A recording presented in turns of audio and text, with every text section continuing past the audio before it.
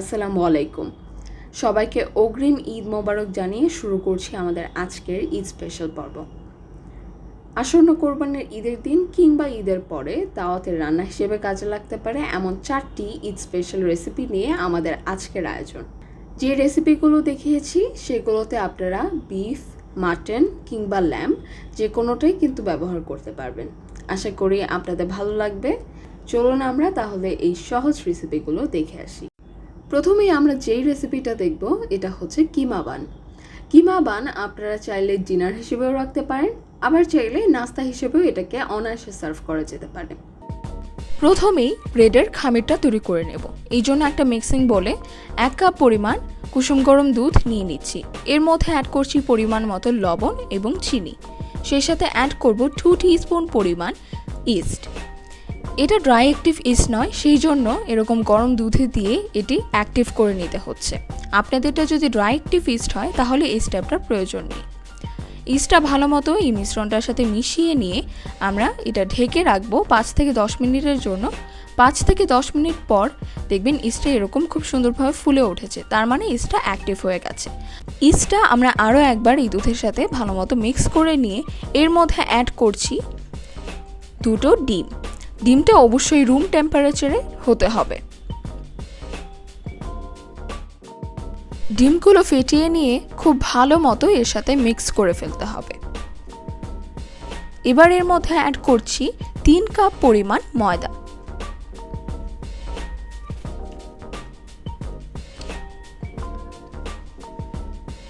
এই উপকরণগুলো এবার খুব ভালো মতো মিক্স করে একটা খামিরে পরিণত করতে হবে। আমাদের এক্সট্রা কোনো পানির প্রয়োজন হয়নি, কিন্তু এই পর্যায়ে খামিরটাকে নিতে আপনাদের যদি দরকার হয় অল্প অল্প করে পানি অ্যাড করতে পারেন। দেখুন এরকম একটা সফট খামিরে পরিণত হবে। এবার এই খামিরটার ওপরে অল্প একটু তেল হাতে নিয়ে মাখিয়ে দিচ্ছি। এবার এটা ঢেকে রাখতে হবে অন্তত হাফ অ্যান আওয়ারের জন্য। আধ ঘন্টা পর দেখুন খুব সুন্দরভাবে এই খামিরটা কিন্তু ফুলে উঠেছে। এখন খামিরের ভেতর থেকে ঠিক এইভাবে বাতাসটা বের করে একটু মথে নিতে হবে। আমাদের ব্রেডের খামির তৈরি। এখন চলুন পুরটা তৈরি করে নিই। এর জন্য একটা ফ্রাই প্যানে আমরা কিছুটা তেল নিয়ে নিচ্ছি। খুব বেশি পরিমাণ কিন্তু তেল নেওয়া যাবে না। এখন এর মধ্যে অ্যাড করছি 1 টেবিলস্পুন পরিমাণ আদা রসুন পেস্ট। এখানে আদা রসুন একসাথে পেস্ট করা আছে। এখন এর মধ্যে অ্যাড করছি স্বাদ মতো লবণ। সেই সাথে অ্যাড করছি 1 টিস্পুন পরিমাণ মরিচ গুঁড়ো, 1 টিস্পুন পরিমাণ ধনিয়া গুঁড়ো। এবারে মশলাটা হালকা মিশিয়ে নিচ্ছি। এখন এর মধ্যে অ্যাড করছি 1 কাপ পরিমাণ মাটন কিমা। আমরা এখানে মাটন কিমা নিয়েছি, আপনারা চাইলে বিফ বা চিকেন কিমাও নিতে পারবেন। কিমাটা দিয়ে আমরা মশলার সাথে কিমা খুব ভালো মতো মিক্স করে নিচ্ছি। এখন এতে অ্যাড করব 1.5 চা চামচ পরিমাণ জিরা গুঁড়ো এবং 1.5 চা চামচ পরিমাণ গরম মশলা গুঁড়ো। এই মশলাগুলো এখন খুব ভালো মতো মিক্স করে নিতে হবে এবং মাংসটা একটু সিদ্ধ করে নিতে হবে। এখন এতে অ্যাড করছি বারবিকিউ সস। বারবিকিউ সসটা আমরা অ্যাড করছি 1 টেবিলস্পুনের মতো। আপনারা চাইলে একটু কম বেশি করতে পারেন। এই বারবিকিউ সসটা দেওয়ার ফলে খুব সুন্দর একটা ফ্লেভার আসবে। আপনাদের কাছে বারবিকিউ সস না থাকলে এর পরিবর্তে আপনারা হট টমেটো সস কিংবা টমেটো কেচাপ অ্যাড করতে পারবেন। তবে বারবিকিউ সসটা দিলেই খুব বেশি ভালো একটা ফ্লেভার আসে। এখন এতে আমরা 1 কাপ পরিমাণ পেঁয়াজ কুচি দিয়ে দিলাম। এই পর্যায়ে যদি আপনারা কাঁচা পেঁয়াজটা দেন তাহলে ফ্লেভারটা অনেক ভালো আসে। এই পেঁয়াজের সাথে মাংসটা খুব ভালো মতো মিক্স করে আমরা ঢেকে খুব ভালো মতো মাংসটা সিদ্ধ করে নেব। আমাদের মাংসটা খুব ভালো মতো সিদ্ধ হয়ে গেছে। এখন এটা একটু নেড়ে চেড়ে ঠান্ডা করে নিতে হবে। আর হ্যাঁ, মাংসটা শুধু সিদ্ধ করলেই হবে না, এর যদি কোনো ঝোল থাকে বা পানি থাকে সেটাও কিন্তু শুকিয়ে নিতে হবে। আমার মাংসটা একদম শক্ত করে ফেলা যাবে না। এছাড়া আমাদের আরও একটা উপকরণ লাগবে, সেটা হচ্ছে মোজারেলা চিজ। মোজারেলা চিজটা আমরা ঠিক এইভাবে খুব ভালো মতো গ্রেট করে ফেলেছি। তো আমাদের সব উপকরণ কিন্তু রেডি। এখন চলুন আমরা একটা ব্রেড আপনাদের তৈরি করে দেখাই। এই জন্য যে খামিরটা তৈরি করেছিলাম সেটা খুব ভালো মতো মথে নিয়ে ঠিক এরকম একটা অংশ নিয়ে আমরা একটু লম্বা করে বেলে নেব। আমাদের একটা রুটি বেলা হয়ে গেছে। এখন একটা ছুরির সাহায্যে এরকম 2টো দাগ দিয়ে নেব। এই 2টো দাগের মাঝখানে আমরা রাখবো পুরটা, আর 2 সাইডে আমরা ঠিক এইভাবে এক একটা পার্ট কেটে দেব। এক একটা পার্টের পুরুত্ব কিন্তু খুব বেশি হবে না। ওই পাশেও আমরা সেমভাবে কেটে দিচ্ছি। আমাদের দুপাশ কাটা হয়ে গেছে। এখন ঠিক মাঝখানে যে জায়গাটা আমরা ফাঁকা রেখেছি এর মধ্যে আমরা পুরটা দিয়ে দিচ্ছি। খুব বেশি পরিমাণ যদি পুরটা দিতে যান তাহলে কিন্তু ব্রেডটা ফেটে পুরটা বের হয়ে যেতে পারে, তাই পরিমাণ মতো পুরটা দেওয়ার চেষ্টা করবে। পুরটা আমাদের দেওয়া হয়ে গেছে। এখন পুরের ঠিক ওপরেই আমরা মোজারেলা চিজটা দিয়ে দেব। চিজ যত বেশি হবে ততই কিন্তু খেতে ভালো লাগবে। এবার কেটে রাখা পার্টটা থেকে একটা পার্টের ওপর আরেকটা পার্ট এভাবে পুরের ওপর এনে দিতে হবে। এটা ঠিক বলে বোঝানোটা একটু টাফ, তাই আপনারা চেষ্টা করবেন ভিডিওটা দেখে বুঝে নেওয়ার। আমরা কিন্তু এই পার্টগুলো একদম আনকাট রাখি। এই যে ডিজাইনটা হচ্ছে এটার নাম হচ্ছে ক্রিস ক্রস ডিজাইন। অ্যাকচুয়ালি দেখতেও অনেকটা বেনির মতো, কিন্তু বেনির চাইতেও অন্যরকম একটু দেখতে, কিন্তু বেশ সুন্দর। এক একটা কিমা ব্রেডের নিচের অংশটা কিন্তু খুব ভালো মতো এই কাটা পার্টগুলো দিয়ে সিকিউর করে দিতে হবে। কিভাবে সিকিউর করেছি সেটা নিশ্চয়ই দেখেই বুঝতে পেরেছেন। আর একদম নিচের যেই এক্সট্রা পার্টটা ছিল সেটা একটু চাপ দিয়ে লেজের মতো করে দিয়েছি। এবার একটা ডিম নিয়ে খুব ভালো মতো ফেটিয়ে নিচ্ছি। এটা আমাদের লাগবে এই ব্রেডগুলোর ওপরে এগ ওয়াশ দেওয়ার জন্য। এবার একটা ট্রেতে আমরা আগে থেকেই খুব ভালো মতো তেল ব্রাশ করে রেখেছিলাম, এর ওপর কিন্তু আমরা ব্রেডগুলো রেখেছি, না হলে বেক করার সময় এটা কিন্তু ট্রের সাথে লেগে যাবে। এবার এর ওপর খুব ভালো মতো আমরা এগ ওয়াশ দিয়ে দিচ্ছি, অর্থাৎ এই ফ্যাটানো ডিমটা ব্রাশ করে দিচ্ছি। এতে বেশ সুন্দর একটা কালার আসবে। এছাড়াও যে জায়গাগুলো একটু ফাঁকা মনে হচ্ছে সেখানেও দিয়ে দিচ্ছি, এতে করে ফেটে বের হয়ে আসার সম্ভাবনাটা একটু কম। ওভেনে বেক করার জন্য ওভেনটা আগে থেকে ঠিক এইভাবে প্রিহিট করে নিতে হবে 5 থেকে 10 মিনিটের জন্য। এবার এর মধ্যে আমরা ব্রেডগুলো দিয়ে দিচ্ছি, কারণ আমাদের ওভেনটা কিন্তু প্রিহিট হয়ে গেছে। এই ব্রেডগুলো বেক করার জন্য আমাদের ওপরে নিচে কিন্তু সমানভাবে তাপমাত্রা লাগবে। 200 ডিগ্রি সেলসিয়াসে আমাদের 20 মিনিটের জন্য বেক করে নিলেই হবে। 20 মিনিট পর কিন্তু আমাদের ব্রেডটা খুব সুন্দরভাবে বেক হয়ে গেছে। এই যে দেখুন, এরকম সুন্দর একটা গোল্ডেন ব্রাউন কালার আসার আগ পর্যন্ত আপনাদের বেক করে নিতে হবে। কিমা বানের রেসিপিটা আশা করছি আপনাদের ভালো লেগেছে। এবার আপনাদের সাথে একটা কাবাবের রেসিপি শেয়ার করব। এটাকে আমরা বলি কাঠি কাবাব। অল্প একটু মাংস দিয়ে অনেকগুলো কাঠি কাবাব কিন্তু তৈরি করা যায়। সেই সাথে এই কাবাবটা তৈরি করতে মাংস বাটাবাটির কোনো ঝামেলা নেই। এই কাবাবটা আমরা তৈরি করেছি গরুর মাংস দিয়ে। আপনারা চাইলে মাটন কিংবা চিকেন দিয়েও করতে পারবেন, তবে সবচাইতে ভালো রেজাল্ট পাওয়া যায় গরু কিংবা খাসির মাংস দিয়ে। মাংসটা ঠিক এইভাবে পাতলা করে কেটে নিতে হবে। আর এখানে আমরা মাংসের পিস নিয়েছি 9 টুকরা। মাংসটা ম্যারিনেট করার জন্য ফার্স্টে আমরা দিচ্ছি পরিমাণ মতো লবণ। লবণটা একটু বুঝে দিতে হবে, কারণ পরবর্তীতে আমরা সয়া সস দিব, আর সয়া সসে যথেষ্ট পরিমাণ লবণ কিন্তু দেয়াই থাকে। লবণটা দেওয়ার পর আমরা দিয়ে দিচ্ছি 1 চা চামচ পরিমাণ শুকনো মরিচ গুঁড়ো, 1 চা চামচ পরিমাণ ধনিয়া গুঁড়ো দিয়ে দিচ্ছি। দিয়ে দিচ্ছি আদা রসুন বাটা এবং পেঁয়াজ বাটা, আর দুটোই এখানে আছে 1 টেবিল চামচ করে। এখানে জিরা গুঁড়া এবং কাবাব মশলা দিয়ে দিলাম, দুটোই আছে 1.5 চা চামচ করে। আর সেই সাথে দিয়ে দিচ্ছি 2 টেবিল চামচ পরিমাণ সয়া সস। সয়া সসটা একটু বেশি পরিমাণে দিলে দেখবেন যে মাংসটা বেশ সফট হয়। 1 চা চামচের মতো সিরকা দিয়ে দিলাম, এটাও টেন্ডারাইজার হিসেবে কাজ করবে। এবার সব কিছু ভালো মতো মিশিয়ে নিচ্ছি এবং মাংসটা মাখিয়ে নিচ্ছি। এই কাবাব মশলার রেসিপির লিঙ্কটা আমি ডেসক্রিপশন বক্সে এবং স্ক্রিনের ওপরে দিয়ে দেওয়া ট্রাই করব, আপনারা সেখান থেকে দেখে নিতে পারবেন। সবশেষে আমরা দিয়ে দিচ্ছি 2 টেবিল চামচ পরিমাণ তেল। আমরা এখানে সরিষার তেল দিচ্ছি একটা সুন্দর ফ্লেভারের জন্য। আবারও ভালো মতো সবটা মাখিয়ে নিচ্ছি। মাখানো হয়ে গেলে এটা ঢেকে রাখতে হবে 4 থেকে 5 ঘন্টার জন্য। এর মধ্যে মাংসের ভেতর খুব সুন্দরভাবে মশলাগুলো ঢুকে যাবে। 4 থেকে 5 ঘন্টা হয়ে গেছে। এখন আমরা ঢাকনাটা তুলে নিচ্ছি। মাংসটা খুব সুন্দরভাবে কিন্তু ম্যারিনেশন হয়ে গেছে। এই যে দেখুন, খুব সুন্দরভাবে চারদিকে মশলাটা লেগে আছে। এখন আমরা কাবাবটা তৈরি করব। এই জন্য একটা টুথপিক নিয়ে ঠিক এইভাবে মাংসটা টুথপিকে গেঁথে নিতে হবে। অনেকটা সুই সুতা দিয়ে আমরা যেভাবে কাপড়ে সেলাই করি অনেকটা সেই রকমই। দেখেই নিশ্চয়ই বুঝতে পারছেন। আর আমরা টুথপিক দিয়ে দেখাচ্ছি, কারণ টুথপিকটা সবার কাছে অ্যাভেলেবল। আপনারা চাইলে একটু বড় করে কোনো শাসলিক কাঠির মধ্যে গাঁথতে পারেন। এভাবে আমরা একটা কাবাব কিন্তু গেঁথে নিলাম। আমরা একটা টুথপিকে 2 পিস মাংস নিয়ে এভাবে গেঁথে নিয়েছি।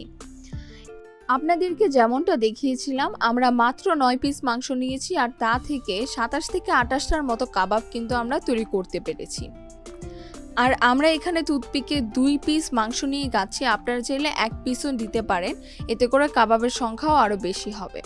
আর এই কাবাবটার আরেকটা সুবিধা হচ্ছে, এই কাবাবটা আপনারা চাইলে ফ্রোজেন করতে পারবেন, অর্থাৎ ফ্রোজেন করে আপনারা যে কোনো সময় ভেজে কিন্তু খেয়ে নিতে পারবেন।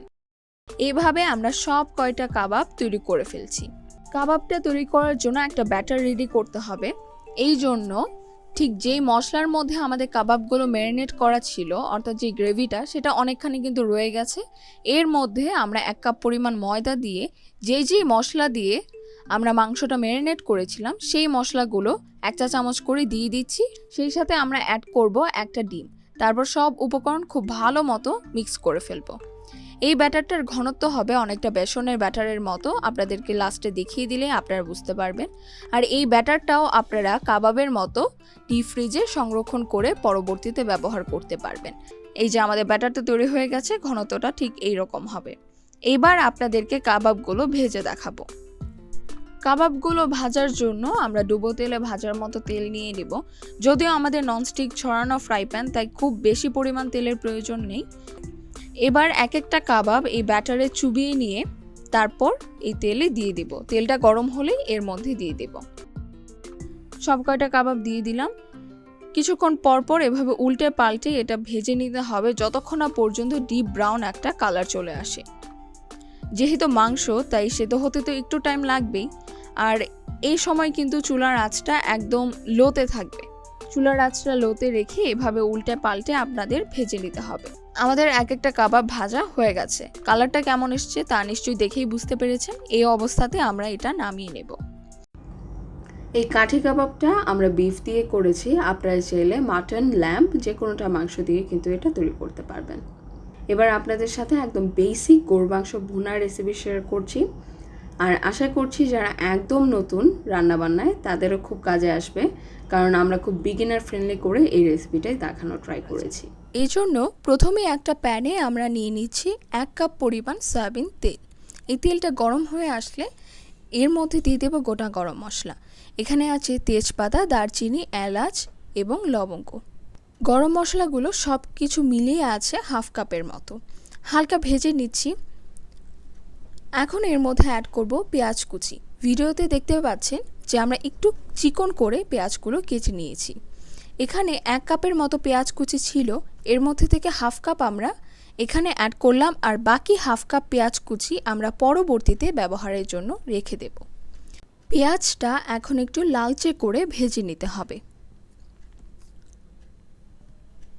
যখন লালচে হয়ে আসবে তখন এর মধ্যে আমরা অ্যাড করছি 1 টিস্পুন করে মরিচ গুঁড়ো, হলুদ গুঁড়ো এবং ধনিয়া গুঁড়ো। এবার অল্প একটু পানি দিয়ে এই মশলাগুলো কষিয়ে নিতে হবে। এখানে একটা কথা বলে রাখি, আমরা যে উপকরণগুলো দেখাচ্ছি সেটা কিন্তু 1 কেজি পরিমাণ গরুর মাংসের জন্য। এখানে দিয়ে দিলাম 1 টেবিলস্পুন পরিমাণ আদা রসুন বাটা। আর একটু পানি দিয়ে দিয়েছি। এবার স্বাদ মতো লবণ অ্যাড করব। এবার মশলাটা ভালো মতো ভুনা করে নিতে হবে।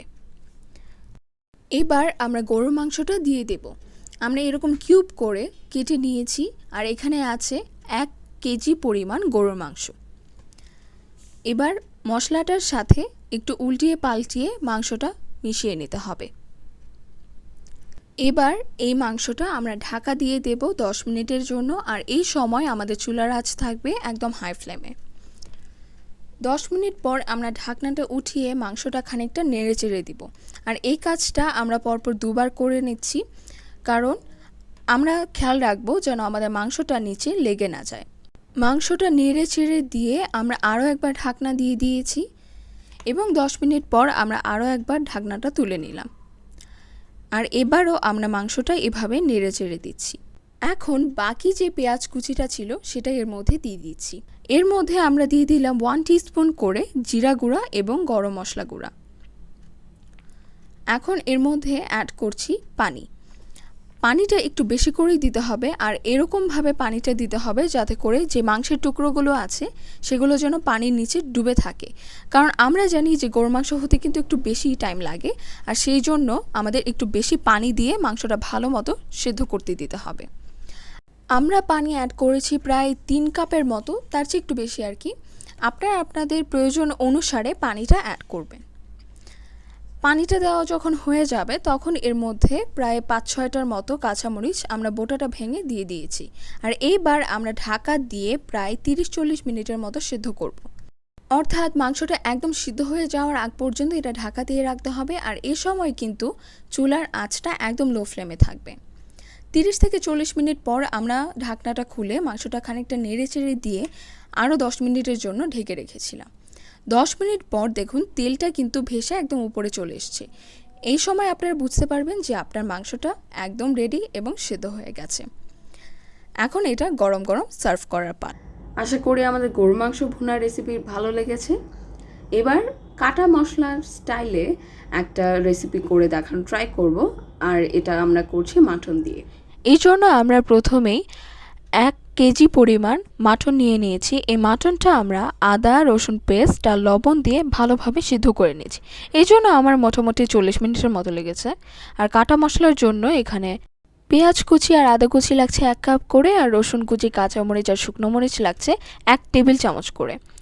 লাগছে তেজপাতা, গোলমরিচ, গোটা জিরা, এলাচ আর লবঙ্গ সবটাই আছে 1 টেবিল চামচ করে। এবার 1 কাপ তেল গরম করে এর মধ্যে আমরা কাটা মশলা অর্থাৎ পেঁয়াজ কুচি, আদা কুচি, কাঁচামরিচ এই সব কিছু দিয়ে দিচ্ছি। আর এই মশলাগুলোর জন্যই কিন্তু মেইনলি মাংসটার নাম হচ্ছে কাটা মশলার মাংস। খানিকটা নেড়ে চেড়ে এর মধ্যে আমরা গোটা গরম মশলাটা অ্যাড করে দেব।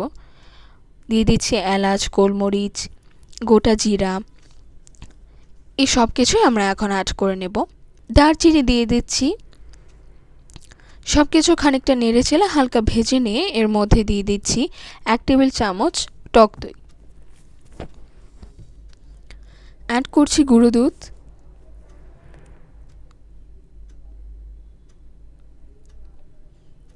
সব কিছু খুব ভালোভাবে মিক্স করে এর মধ্যে গরম মশলা পাউডার আর জিরা পাউডার আমরা অ্যাড করব। ভালোভাবে মিক্স করে নিচ্ছি। দিচ্ছি সামান্য পরিমাণ ধনিয়া গুঁড়া আর লাল মরিচের গুঁড়ো। আমরা এখানে 1 চা চামচ করে ইউজ করেছি। স্বাদ মতো লবণ অ্যাড করছি। চিনি দিচ্ছি 1 চা চামচ, আর আপনারা চাইলে আপনাদের পছন্দ মতো অ্যাড করে নিতে পারেন। ভালোভাবে মিক্স করে নিচ্ছি। আর অল্প একটু পানি দিয়ে আমরা খুব ভালোভাবে ভুনা ভুনা করে নেব এই মশলাটা। সব কিছু খুব ভালোভাবে মিক্স হয়ে যখন পানিটা টেনে আসবে অর্থাৎ খানিকটা ভুনা হয়ে আসবে তখন আমরা এর মধ্যে সিদ্ধ করে রাখা মাটনটা অ্যাড করব। মাংসের সাথে মশলাটা খুব ভালোভাবে মিক্স করে আমরা ঢাকা দিয়ে এটি রান্না করব যতক্ষণ না পর্যন্ত মশলা থেকে তেলটা উপরে উঠে আসে। আমাদের মাংসের মধ্যে কিন্তু মশলাটা ভালোভাবে ঢুকে গেছে, সেই সাথে তেলটা উপরে উঠে এসেছে। এই পর্যায়ে আমরা ঢাকনাটা উঠিয়ে নেব আর অ্যাড করব কিশমিশ এবং আলু বোখারা। আপনারা কিশমিশ ও আলু বোখারা পছন্দ মতো অ্যাড করতে পারেন। আর এই দুটো জিনিস তো আমরা সবাই পছন্দ করি, তাই না? ফাইনালি আমরা মাংসটা খুব ভালোভাবে নেড়ে চেড়ে চলে যাব সার্ভ করতে। একটা সার্ভিং ডিশে আমরা এখন মাংসটা তুলে সার্ভ করব। আমি জানি পুরান ঢাকার অনেক মানুষই কিন্তু এই বাটা যে মশলাটা আমরা ইউজ করেছি আর গুঁড়া মশলা ইউজ করেছি এটা আপনারা দেন না। তবে গুঁড়া মশলা ইউজ করলে গ্রেভিটা একটু রিচ হয়, একটু ঘন হয়, তখন কিন্তু রাইস আইটেমের সাথে এটা দিয়ে খেতে বেশ ভালো লাগে। তাই এটা টোটালি আমাদের পার্সোনাল প্রেফারেন্স ছিল, আর আমরা সবসময় এভাবেই তৈরি করি আর এইভাবে খেতেই আমাদের কাছে বেটার লাগে। আশা করি আমরা যেই 4টা রেসিপি দেখিয়েছি তার প্রত্যেকটাই আপনাদের কাজে আসবে। আর এটা ছিল আমাদের ঈদ স্পেশাল পর্ব পার্ট 3। আর আগের যে পার্ট 1 এবং পার্ট 2 ছিল সেগুলোর রেসিপিও আপনারা দেখতে পারেন। এগুলো কিন্তু এই ঈদে কাজে লাগতে পারে।